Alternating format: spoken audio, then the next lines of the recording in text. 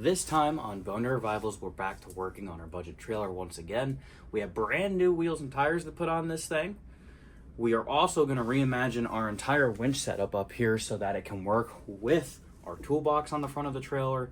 And last but not least, we also put on some really nice LED lights so, we could see stuff in the dark. Hi, I'm Robert, and welcome to Boneyard Revivals.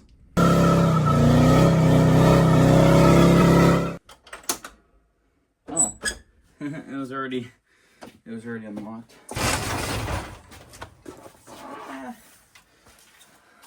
Got some new wheels and tires, boys. Shoo-wee. If I didn't discuss it in the last video, which I think I did mention it once, with us upgrading to the new trailer brakes, and unfortunately changed our hub size. So we went from a 5 by 4 3/4 down to a 5 by 4 1/2. So that meant that we had to buy new wheels, which is kind of unfortunate. It's not necessarily a expense that I wanted to have, but yet again, that's just part of it. And I'm also not opposed to saving myself the labor of having to wire wheel and sandblast and repaint the old wheels. So we went ahead and bought these wheels off of Amazon. They came in a 2-pack. They were from eCustom Rim. I think they were running a deal when I bought them for $96 for a set of 2. So we pretty much got these for, a little under $200, which is the cheapest that I can find, which I did unfortunately end up paying for in the end. I will talk about some of the things that I'm a little perturbed about with these wheels, but we'll talk about that in a second. Tires we went with are Trailer Kings RSTs. They are a 10-ply load range E, which is just honestly exactly what we needed for this trailer. This trailer with being a, tandem axle with brakes on all 4 corners now, I'd like to at least say that this is, a 7,000-pound trailer. All the tires seem to be made overseas anymore and are really junky, and you really got to watch certain brands. I used to be pro Carlisle for the longest time. They're now made overseas, if I'm not mistaken, and the amount of Carlisle tires I've seen blow out is, I've counted too many of those, and I've also seen a couple other brands not do so well. I've been in too many situations before where I've blown a tire out and you're on the side of the highway, and it's just not a fun situation at all. Not only are you worried about the tire blowing apart and wrecking the trailer or potentially what's on the trailer, but on top of that, you really got to be worried about a tire coming apart and, getting sent through someone's windshield. I've seen a full-blown gator skin come off a tractor trailer and it smacked the middle of the windshield of the truck that I was driving. So not fun. So picking a good tire kind of really matters to me. If you've been around the channel, you know that there is a tilt deck trailer that we borrow off my buddy Kenny every now and then. Very fortunate enough that he lets us borrow that trailer a lot. And that trailer has these Trailer King tires on it. I'm pretty sure within the last year or two, I think I've drugged that trailer around more than he has. So I've been the one that's put a lot of miles on it. And I tell you what, that trailer just does so well, and I've never had a single issue. I was kind of sold on it, hence why we have them here. So, back to the rims. I'm a little disappointed. So I had one of my buddies mount and balance these wheels for us. It seems like it's not a very popular idea to balance a trailer tire, but in my opinion, I kind of like the idea of it. I think it's going to help with the tread wear life on the tire itself. If it glides down the road easier, it's going to be a lot easier on the vehicle pulling it as well. So that's kind of why I decided to balance these. The unfortunate issue that we ran into, though, is that these eCustom rims from Amazon, I think 2 or 3 out of the 4 that I bought are bent. I'll insert the video of the one tire that my buddy sent me the video of on the balance machine, and you'll see that it's not ideal. We're kind of here now, so this is what's going to go on the trailer for now. At some point, I'm going to be looking to get replacements for them, which part of the deal. You might be wondering, what are you doing? I'm putting NICs on the studs. Yeah, I told you. It's 2026. New year, new me. I can hear you laughing. It's okay. I don't take it personally. This garage needs to be about 20 foot wider. Oh. I should probably lose some weight too. Kind of feeling a little chunky. Probably too many beers. That's what always does it. Can't do it like I used to. I elected to put the bent wheels on this side. So if the tire decides to blow out because it's not wearing right because of the bent wheel, I don't get ran over on the side of the highway by a tractor trailer or a mom in her minivan. That'd be embarrassing for my family to see that on the evening news. Alrighty, so we're up here working on the front of the trailer. I want to mess with our winch setup. So as you guys know, last year we cut out this plate and we intentionally made it to go on the tongue here and or on the deck here with the holes. Basically the whole idea was that the winch would mount to that plate and could be on the deck of the trailer when we wanted the toolbox up here, or it could go into the same holes that the toolbox utilizes and can get bolted via these 4 holes here. We have since gone and have bought the receiver mount. This video clip that's going to play up next was over a year ago when we first got this, but this is what initially kind of started making me brainstorm this idea. Alrighty, so we went ahead and picked ourselves up a winch mount for our Badland winch. As you guys know, on our budget trailer, we bought the 12,000-pound winch, and Jason was courteous enough. We're working on a few different projects outside of Bone Revivals, and I mentioned about wanting to have this, so he very nicely went and purchased it. So we're gonna open it up, see what is involved with this. I'd like to set this up and have the winch actually set to this so it's quick detachable, so I'll, you know, storage in wintertime and everything else. I can pull the winch off that, you know, deck of the trailer without too much hassle, and, you know, so we'll have to fabricate something for that. But let's see what's all included inside the box. Got these side mounts, I think are the side posts for this, right? Yeah, so these are side posts. So we should be able to just pull this whole foam tray out. Oh, there she is, yeah. Okay, those are the link ends. And then here's what we're really after. Here's the whole base plate with the receiver hitch already in it. So basically what my game plan is on that 1/2-inch thick steel that we have, I want to buy some sort of a actual winch mount plate that actually, you know, basically be the blocking for this. So this slides in with the hole here on the side, put your pin in, and then the winch will just mount. The holes are already pre-drilled in this. We'll just drill them all right in and make it work.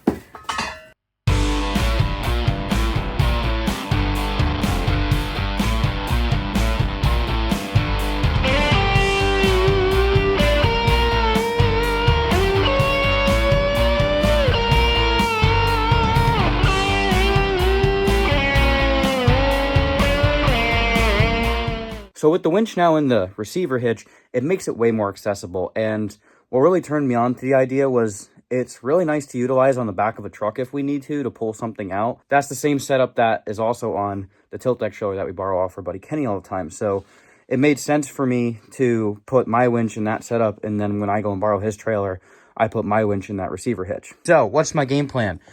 I bought this receiver hitch adapter off of Amazon, and then I went and picked up the hitch receiver from Harbor Freight. So that was like 20 bucks, and I think I paid right around 50 bucks for this deal.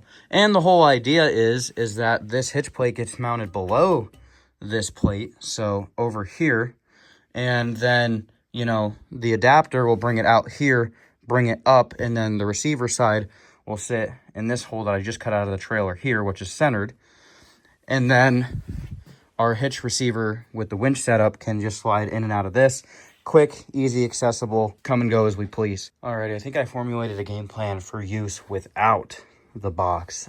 Basically, it's gonna go to the plate the way it was. The best part is that it'll slip in and it can stay low. It's gonna be right about where it was when it was attached to this on the deck of the trailer, and it will still pull in and out. The pin is accessible. But the cool part about this too is that this is going to be able to adjust.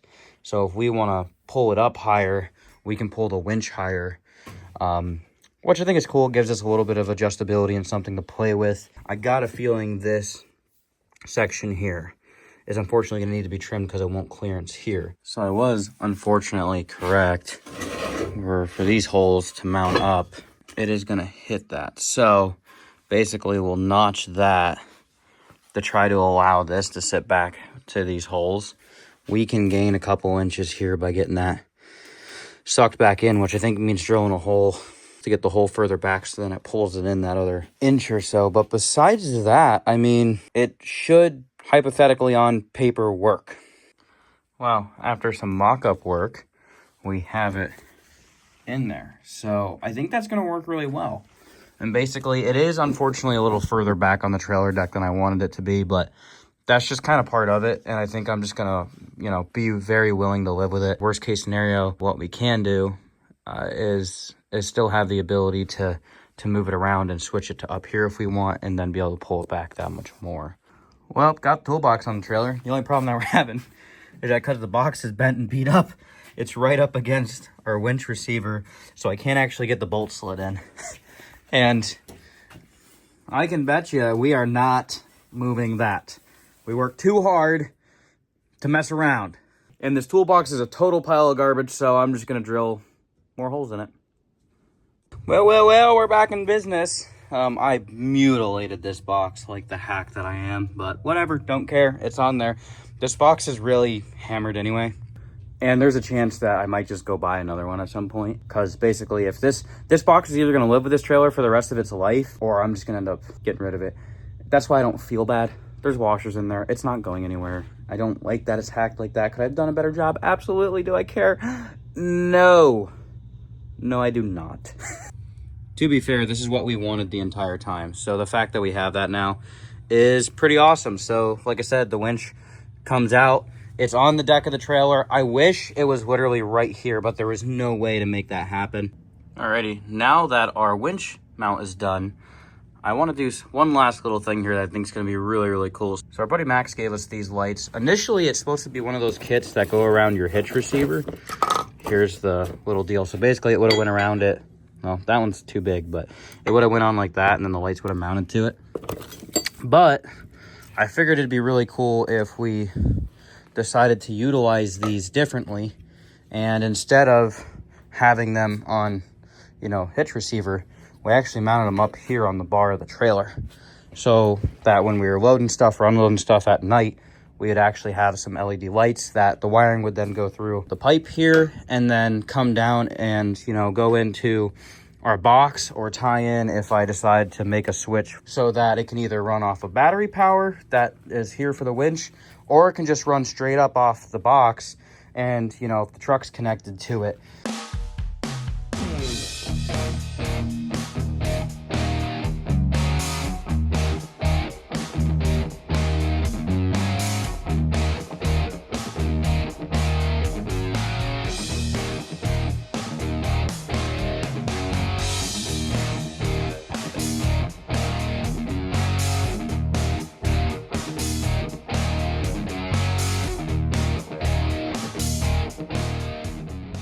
Well, here she is in all of her current glory, boys.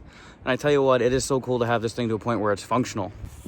So part of having all my straps and extra doodads and whatnots in here, the other thing that we've done as well is now have the battery box here. No, the vice grip is not permanent, but what will be happening at some point is, with the winch being here, I'll probably go ahead and drill bottom holes or something down here on the back side of the box, where those cables will come up through. They'll have clamps just like that. When we need them, you can just simply take them on and off, and we can have the lights as we need them. It's just all about preference, and I cannot wait to get this thing out, operational, out in the field, and when we go to pick something up, reap the benefits and reward of all the work that we've done here on this trailer. Let's go over our budget. So in the last video, with doing all the wiring for the brakes, putting the brand new brakes on, we had $1,600, $1,640 to be exact, invested. The Trailer King tires that are now on the trailer, those cost $353. I got them online at a site called Tires Easy. It was the cheapest place I could find that exact tire. The E-Custom rims off of Amazon, they came in a package pair like I mentioned earlier, so we ended up buying 2 of them. We paid $193 and they were on sale. I'll be honest with you, I am extremely disappointed in them, but at the same time too, I spent maybe $45 to $50 a rim at the end of the day. So the only person I can really be mad at is myself, because I went with the cheapest I could literally find, hoping that they'd be decent. I'm gonna run them and see how they last. The one thing I do want to discuss with you is that here at Blender Revivals, we are part of the affiliate marketing program for Amazon, which basically means if we use stuff from Amazon in our video and I leave links to them in our description, and you, the viewer, clicks on that link and then goes and buys that product, Boner Revivals gets a kickback from that. It basically just helps us out a little bit and helps fund some of these projects. But what I will tell you is that all the links for the stuff down in the video description that you click on are only things that I truly approve of and have used and tested. If I wouldn't spend my money on it, there's no way I'm going to try to promote it. And I'm not going to put something out there that I don't truly believe in. So when you go into the description of this video, you will not find the link to the e-custom rims. I always want to be straightforward with you guys about that. The bumper hitch receiver that came from Harbor Freight, we spent $20 on that. Again, that was probably the cheapest one I can get. It's only technically rated for 3,500 pounds, but to be honest with you, I don't necessarily foresee that somehow breaking, especially through that 1/2-inch thick steel plate and the size bolts that we used. I just don't foresee it breaking. We'll have to keep you posted as the more and more we use the trailer on how that holds up. I think it'll be fine though. The adjustable hitch receiver, that was another Amazon find. I got an adjustable one just because I figured that it would give us more flexibility with trying to mount it on the front of the trailer here and to get it all to work. The one thing that I am not happy about is how long the snout of it is. It then unfortunately sends the winch that much further out on the trailer, which does kind of bug me. But it was the cheapest one I could find for 50 bucks. So for right now, we will run that one. If I do find another one that I like better, that fits better and works better, I'll let you know. The last thing that was technically an expenditure in this video was the winch mount that our Badland 12,000 pound winch now sits on. I technically didn't pay any money for it, so I'm not going to count it in the overall total, but on sale, I think you can get that for around 60 to 70-ish bucks. It all depends on how Harbor Freight runs through deals. All in all, adding it up all together for the entire series up to this point, we have $2,256 wrapped up into this trailer. Now, I know that I said I wanted to be in this thing for somewhere between $2,000 and $2,500 on the high end. We're currently right down the middle between those two budgets. But when it comes to the overall cost, I think there's a few places where we can technically shave off a couple dollars. Honestly, a lot of that is the cost of the winch. We got that Badland winch on sale for 360 bucks. If you took $360 away from our overall total, that would actually put us back under $2,000. So I don't think the winch is technically part of the trailer. And to be honest with you, if I ever sold this trailer, there is no shot that the winch is going with it. I'll count it as in the total for this video, but that'd be a discussion for you guys in the comments of whether you think it should be totally valued up. The only other thing that I can say right now, at least financial wise, that really needs to be done for this trailer is the paint, which I can promise you I have a gallon of it sitting up there on the shelf. It is going to be a medium gloss black. That's what you guys decided last year when I asked you guys. I think one of you said Chevy orange, which is really, really cool. I like the idea, but I don't like the cost. So we bought paint. I think I got that paint on sale for like 40 bucks. That'll be in an upcoming video. We're going to take a break from the trailer. Hopefully sometime in the spring, we'll come back for one last final hoorah video. To wrap everything up, get this thing painted, and get her looking sharp again. The last thing that I really, truly think that we really need for this trailer after it's painted is a good set of ramps. I have been looking into that, and I'll be honest with you, the prices of ramps are just atrocious. I think the cheapest I found was like $250 to $300. And they price range all the way up to like $500 or $600, which I'm not spending almost what we spent on the trailer initially for a set of ramps. And obviously those wooden ones that we made last year didn't work out well. Do I still have them laying around, and do I still use those specific ones when a vehicle comes on and off this trailer? Yeah. But are they going to suffice long term? No. So I would like to find a nice metal ramp. I did see, and I don't know how they're going to be, that Vivor, the same company that we bought the brakes off of through Amazon, they also sell aluminum ramps that are relatively cheap. They have two different models. One's a 6,000 pound capacity and the other one's an 8,000 pound capacity. It would be the cheapest option. I don't like the fact that they're aluminum. Personally think with something really, really heavy, they're probably going to bend. But if you guys want to see us give them a shot here with this trailer, like I said, it's the cheapest option I found. I'd be willing to buy a set. We'll throw the heaviest junk we have around here on them and I guess see what happens. So you guys let me know what you want to see as far as that goes. You're gonna have to stay tuned. We will have this trailer in full-blown action hopefully shortly here. Remember to get out in the shop and keep wrenching on those projects. Your dreams will not work unless you do. We'll see you next time here on Boneyard Revivals. Take care.